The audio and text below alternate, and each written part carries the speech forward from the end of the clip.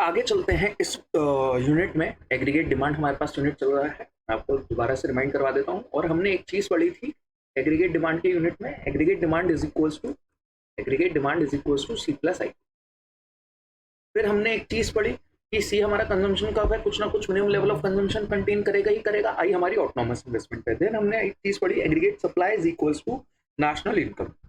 National income national income is equals to C plus S, consumption plus savings. ठीक है, हमने यहां तक एक चीज पढ़ी और एक कंसेप्ट और पढ़ा ब्रेक इवन का। ब्रेक इवन का ब्रेक इवन का कंसेप्ट कहता है कि हमारे पास कंजम्पशन जब इनकम के बराबर हो जाए, जब कंजम्पशन इनकम के बराबर हो जाए, दैट मीन्स सेविंग्स जीरो हो जाए, सेविंग्स जीरो हो जाए तो हम उसको ब्रेक इवन कहेंगे। ओके, चलिए अब हम एक कंसेप्ट को समझते हैं, एपीएस। एपीएस किसके अंदर आता है? Propensity to consume, sorry APC, propensity to consume. Propensity to consume का कोई मतलब नहीं होता, but marginal propensity to consume या average propensity to consume, APC का मतलब एवरेज प्रोपेंसिटी टू कंज्यूम, इनका मतलब होता है average propensity to consume.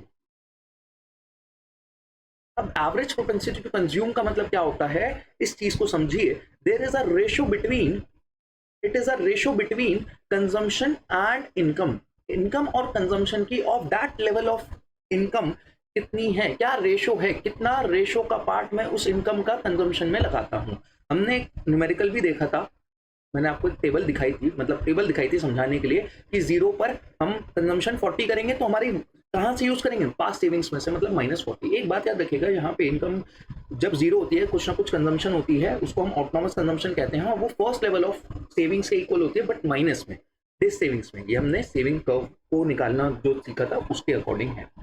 Then हमारी इनकम हो जाएगी, बढ़ जाएगी, इनकम 100 हो जाएगी तो कंजम्पशन, हमारी कंजम्पशन भी बढ़ेगी, इनकम बढ़ती है तो कंजम्पशन भी बढ़ती है। ये 120 कर लेते हैं तो अभी भी हमारी डिस सेविंग्स हो रही है, पास्ट सेविंग्स में से यूज कर रहे हैं -20। देन हमारी इनकम और 200 हो जाएगी तो कंजम्पशन अभी भी हमारी बढ़ रही है, कंजम्पशन 200 हो गई, सेविंग जीरो। ये ब्रेक इवन पॉइंट है। कंजम्पशन 300 हो जाएगी तो कंजम्पशन हमारी 280 हो जाएगी, इनकम हमारी 300 हो जाएगी, कंजम्पशन 280, तो हम 20 रुपीज सेव कर रहे हैं। देन हमारी इनकम 400 हो जाएगी, कंजम्पशन 360 हो जाएगी, तो हम 40 रुपीज सेव कर रहे हैं। ओके, अब हम अगर एपीसी देखें, marginal average propensity to consume, APC देखें, एपीसी का फॉर्मूला क्या है? Ratio between consumption and income, मतलब सी बाय वाई। एपीसी क्या हो गया हमारा? C by Y. यहाँ पे लिख लेता हूं मैं, हमेशा फॉर्मूला जरूर लिखें, C by Y. C by Y तो पहला तो डैश हो जाएगा, anything upon zero is infinity, anything upon zero is infinity. Then 120 upon 100, 1.2, 200 upon 200, 1, 280 upon 300, 280 upon 300, that will comes out 0. आ जाएगा, 3 से डिवाइड कर लेता हूं मैं दोनों फिगर्स को, 280 डिवाइडेड बाय 300, तो ये मेरे पास 0.93 समथिंग आएगा, 0.93, और ये 0.9, 360 डिवाइडेड बाय 400। ओके, तो मैंने एपीसी निकाल लिया, एपीसी निकालना आ गया तो बहुत इजी था, फॉर्मूले में डालते ही आ जाएगा। बट इसके कुछ इंपॉर्टेंट पॉइंट्स हैं। इसके इंपॉर्टेंट पॉइंट समझने से पहले आप एक चीज समझिए, एपीसी का फॉर्मूला सी बाय वाई है, there is some numerator and there is some denominator, numerator and denominator. अब मुझे अगर किसी टर्म को 1 से ज्यादा बनाना है, 1 से ज्यादा बनाने के लिए मेरा न्यूमरेटर बड़ा होना चाहिए डिनोमिनेटर से। क्या ऐसा पॉसिबल होता है? C is greater than Y? Yes sir, possible होता है, इट इज पॉसिबल। कब पॉसिबल होता है? जब हमारी हम डिस सेविंग कर रहे हो।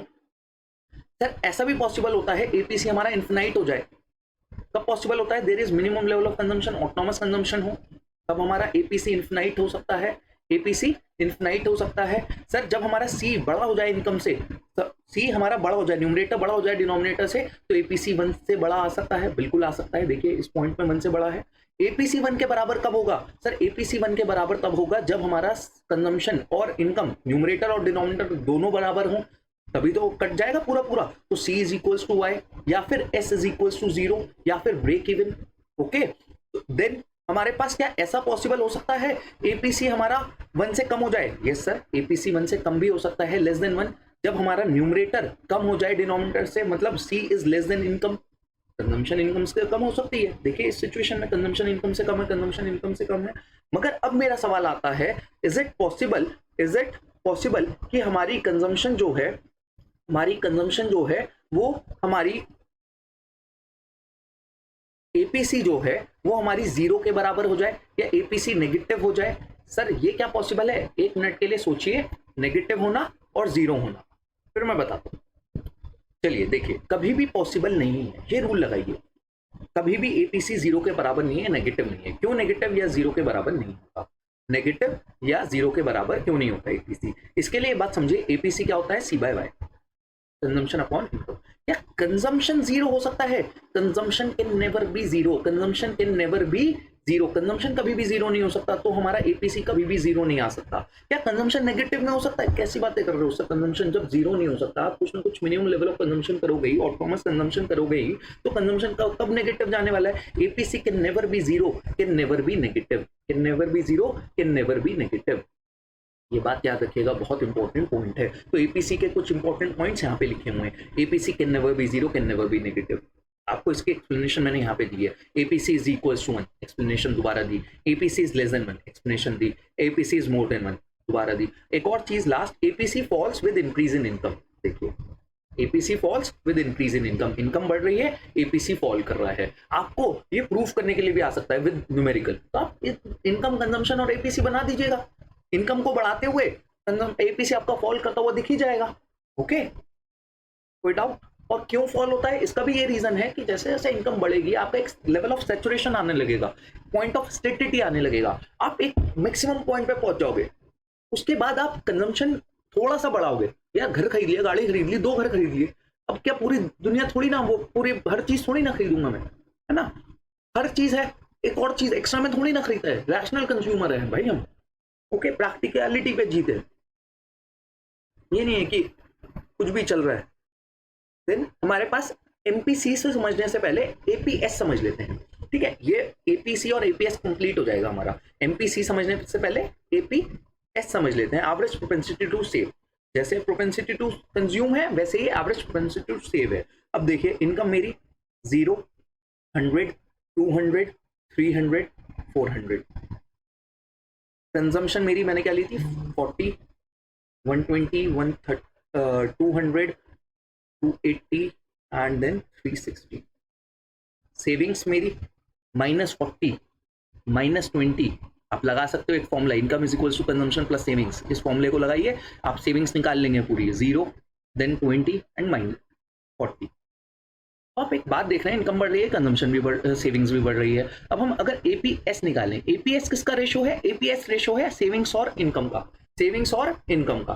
तो -40 अपॉन 0 डैश हो जाएगा, -20 अपॉन 100 -0.2 आएगा, -0.2, देन 0, मतलब ये नेगेटिव भी है और 0 भी है।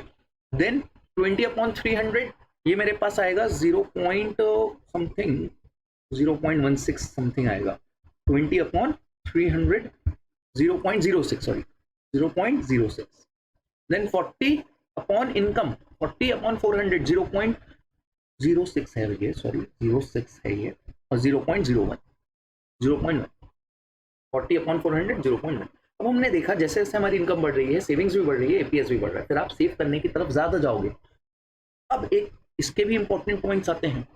APS S by Y, numerator denominator. Numerator denominator याद है अगर आपको, तो आप आंसर सॉल्व कर सकते हो। सर कैसे? सर क्या मेरा सेविंग्स इनकम से बड़ी हो सकती है?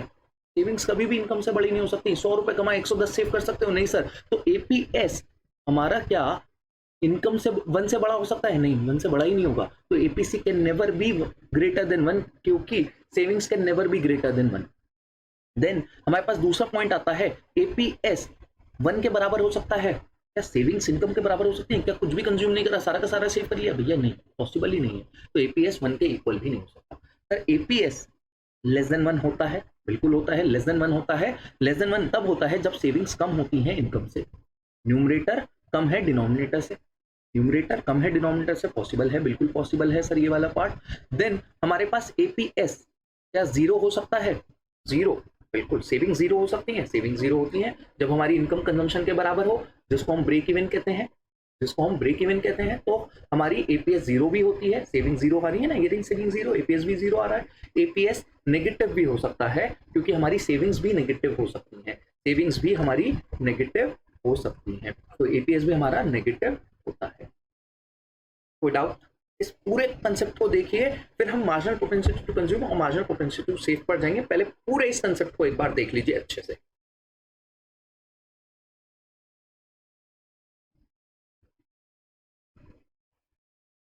अब एक रिलेशनशिप आता है, मैंने उसका यहाँ पे लिखा नहीं है, बट एक रिलेशनशिप आता है एपीसी और एपीएस के बीच में। आपको पता होना चाहिए, नोट डाउन कर लीजिएगा आप अपनी कॉपीज में।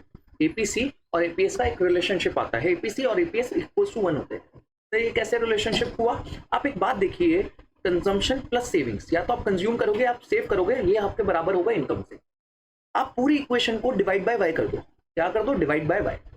जब हमने पूरी इक्वेशन को वाई से डिवाइड करा तो C by Y plus S by Y is equal to Y by Y. हम पूरी इक्वेशन को एक ही नंबर से डिवाइड मल्टीप्लाई कर सकते हैं ना? बिल्कुल कर सकते हैं, कुछ इक्वेशन में चेंज नहीं आता। तो वाई बाय वाई हमारा हो गया 1, एस बाय वाई हो गया एपीएस और सी बाय वाई हो गया एपीसी। तो APC plus APS, APC plus APS is always equal to 1। दोनों इक्वल किसके होंगे? 1 के बराबर होंगे। देखिए अगला कंसेप्ट आता है हमारे पास मार्जिनल प्रोपेंसिटी टू कंज्यूम का।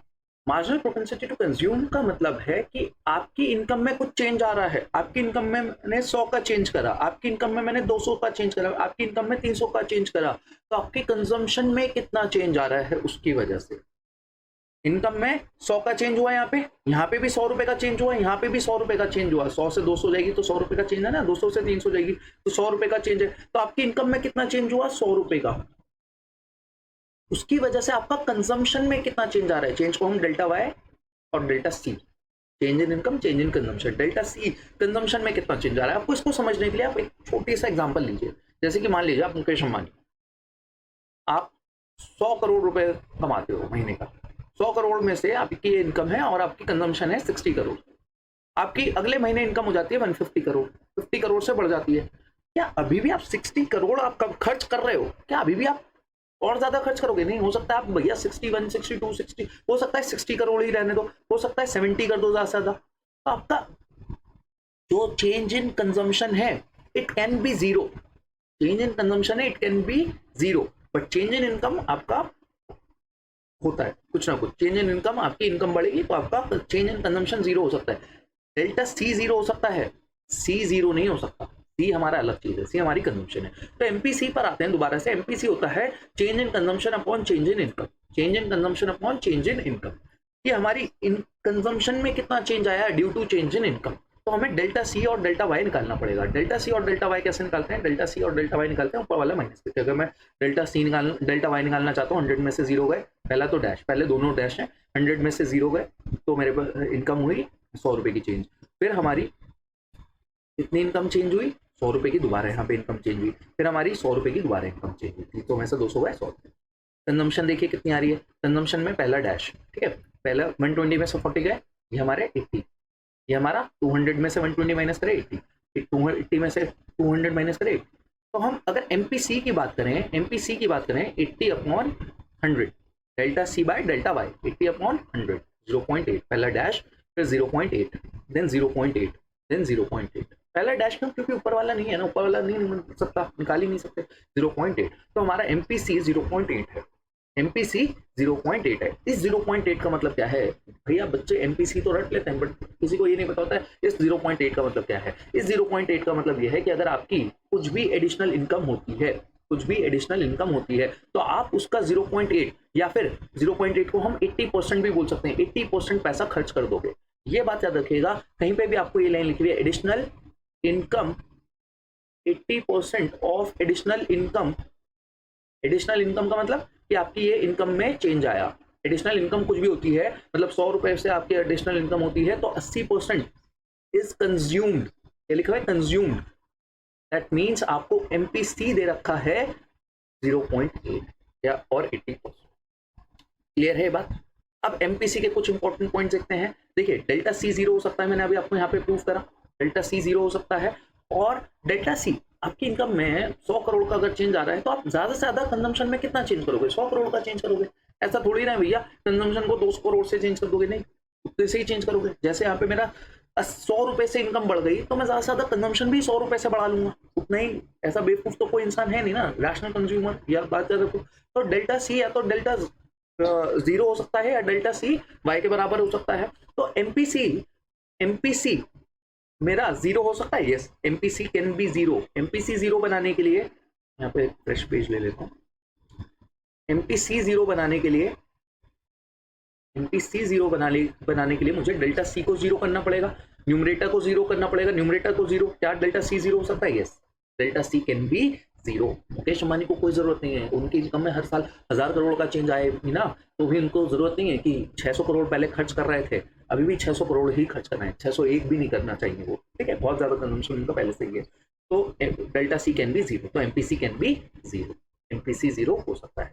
MPC can be one, yes MPC can be one. MPC one कब हो सकता है? डेल्टा सी डेल्टा वाई के बराबर होता है।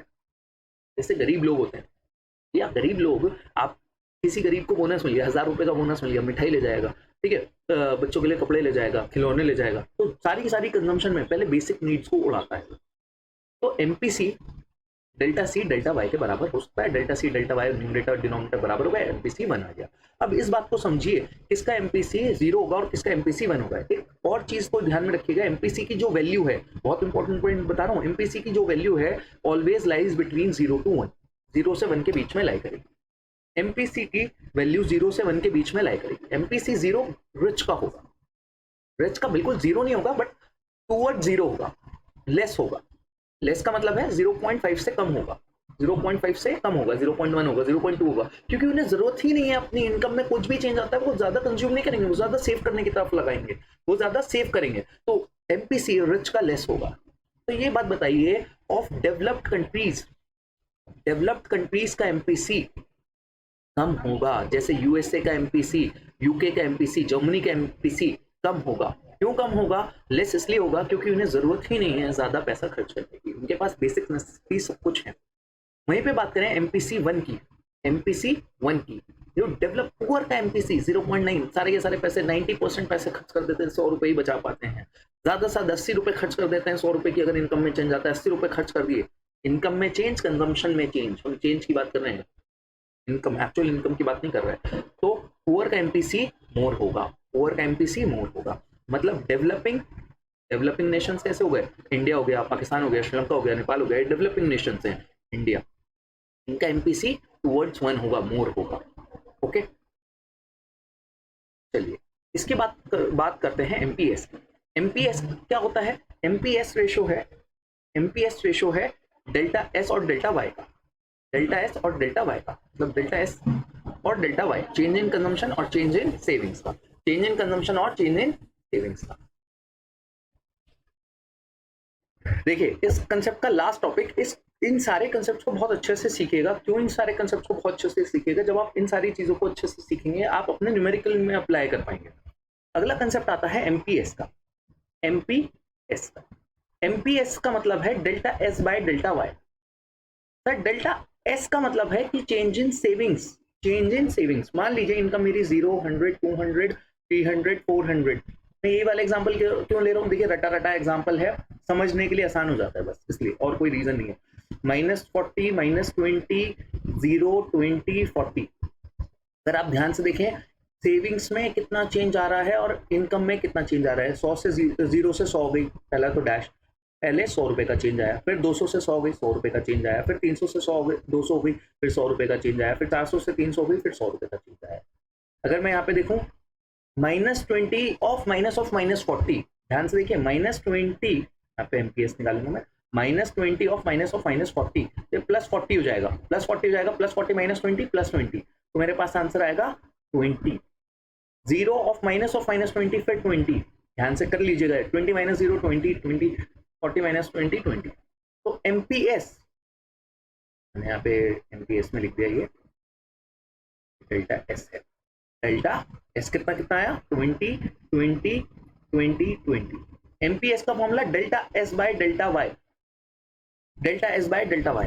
एक बात याद रखिएगा, मान लो आप बहुत रिच हो, आप बहुत रिच हो, आपकी 100 करोड़ इनकम है साल की और कंजम्पशन है 70 करोड़, इनकम बढ़ जाती है 200 करोड़ हो जाती है, क्या आपको खर्च करने की जरूरत है? नहीं, खर्च में कुछ 70 करोड़ ही सही है, बहुत सारे होते हैं 70 करोड़। तो आपका पहले सेविंग्स कितनी थी? पहले थी 30 करोड़, अब यहाँ पे कितने हो गए? 130 करोड़। मतलब 100 करोड़ का इनकम में चेंज आया, तो आपके 100 करोड़ का सेविंग्स में चेंज आया। मतलब delta S can be equals to delta Y, delta S can be equals to delta Y.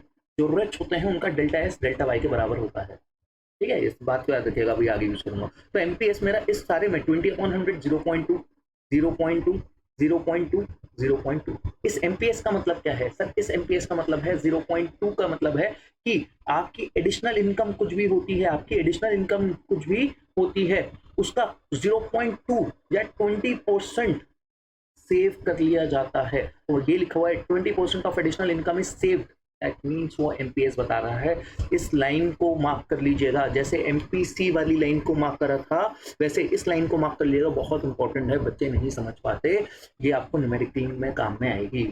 Highlight कर लीजिए, डबल स्टार लगा लीजिए, आएगी, बिल्कुल आएगी। अब मैं आपसे ही पूछूंगा, अब हम एमपीसी के इंपॉर्टेंट पॉइंट्स पे अगर देखें, नजर मारें एक बार, एमपीएस के इंपॉर्टेंट पॉइंट्स पर एक बार नजर मारें, तो एमपीएस की वैल्यू भी 0 से 1 के बीच में लाई करती है, 0 to 1 के बीच में लाई करती है। 0 किसकी होती है? 0 सर पुअर की होती है, सेव ही नहीं कर पाते बेचारे, सेव ही नहीं कर पाते। तो डेवलप्ड कंट्रीज जो हैं, डेवलप्ड कंट्रीज जो हैं, जैसे सॉरी डेवलपिंग कंट्रीज जो हैं, जैसे कि इंडिया, पाकिस्तान, श्रीलंका, ये सब डेवलपिंग नेशंस हैं, इनका एमपीएस कम रहेगा, 0.1 की तरफ रहेगा, सेव कम करेंगे। ठीक है, 10% ही सेव करते हैं, 5% ही सेव कर पाते हैं। बट वहीं पर रिच जो है, डेवलप्ड नेशंस जो हैं, उनका एमपीएस टुवर्ड्स 1 रहेगा, 0.9 0.7 0.8 ऐसे रहेगा। ठीक है, MPS can be 0 between the 0 to 1। और एक लास्ट पॉइंट, एमपीसी और एमपीएस का relationship, MPC plus MPS always equals to 1, बहुत इंपॉर्टेंट रिलेशनशिप, बहुत इंपॉर्टेंट न्यूमेरिकल भी। अब इस बात को देखिए, जो आपकी चेंज इन इनकम होगी, जैसे इनकम कंजम्पशन और सेविंग को मिला के होती है, वैसे ही चेंज इन इनकम भी चेंज इन कंजम्पशन या चेंज इन सेविंग को मिला के होगी। इस पूरी इक्वेशन को मैंने कर दिया divide by Y, divide by delta Y. तो delta Y by delta Y is equals to delta C by delta Y plus delta S by delta Y, that is MPC plus MPS is equals to 1। ये हमारे पास इसकी derivation of MPC plus MPS is equals to 1। सारे numericals को, सारी फॉर्मूले को देखिए, सारे कंसेप्ट्स को देखिए। इसके बाद मैं ये न्यूमेरिकल लिख रहा हूँ, ये सॉरी फॉर्मूले लिख रहा हूँ, फॉर्मूले लिख लीजिए आप भी। इन फॉर्मूले को देख के आपको इनको याद करना है, क्योंकि अगली क्लास में हम इन न्यूमेरिकल से ही स्टार्ट करेंगे, इन फॉर्मूले से ही स्टार्ट करेंगे। पहला फॉर्मूला हमारे पास aggregate demand is equals to C plus I, ये हमने पहले भी पढ़ा था। फिर हमारे पास कंजम्पशन जो होती है, इनकम जो होती है कंजम्पशन प्लस सेविंग्स, इनकम जो होती है कंजम्पशन प्लस सेविंग्स होती है। देन हमारे पास एक कंसेप्ट आता है ब्रेक इवन का। ब्रेक इवन क्या होता है? ब्रेक इवन होता है जहां पे हमारा y इज इक्वल्स टू सी या s इज इक्वल्स टू 0 हो जाता है। फिर हमारे पास एक कंसेप्ट आता है एपीसी का। एपीसी क्या होता है? C by Y, ratio between consumption and income. APS क्या होता है? S by Y. इसके सारे इंपॉर्टेंट पॉइंट्स याद होने चाहिए, ट्रू फॉल्स में पक्का पक्का पूछे जाएंगे। APC plus APS is equals to 1। फिर हमारे पास कंसेप्ट आता है एमपीसी का, delta C by delta Y, change in consumption upon change in income. फिर हमारे पास कंसेप्ट आता है एमपीएस का, delta S by delta Y. याद रखिएगा एमपीसी और एमपीएस दोनों की वैल्यू 0 से 1 के बीच में लाई करेगी, और दोनों मिला के 1 के बराबर होते हैं। जैसे कि एमपीसी अगर मुझे दे रखा है 0.3 तो एमपीएस 0.7, एमपीसी दे रखा है 0.6 तो एमपीएस 0.4, एमपीसी दे रखा है 0.8 तो एमपीएस 0.2। ठीक है, इन कंसेप्ट को याद रखिए। एक कंसेप्ट और रहता है, वो मैं आपको c is equals to C bar plus B Y, ये आपको मैं अगली क्लास में, या फिर s is equals to minus S bar plus A Y, ये मैं आपको अगली क्लास में समझाऊंगा। ये भी नोट डाउन कर लीजिएगा, ये भी बहुत इंपॉर्टेंट कंसेप्ट है, बट अगली क्लास में इससे ही स्टार्ट करूंगा, अगली वीडियो में इससे ही स्टार्ट होगा। Thank you. पूरी वीडियो को ध्यान से देखिएगा, पूरी वीडियो पे बहुत अच्छे कंसेप्ट बनाइए, बहुत अच्छे नोट्स बनाइए, आपको याद होनी चाहिए सारी चीज़।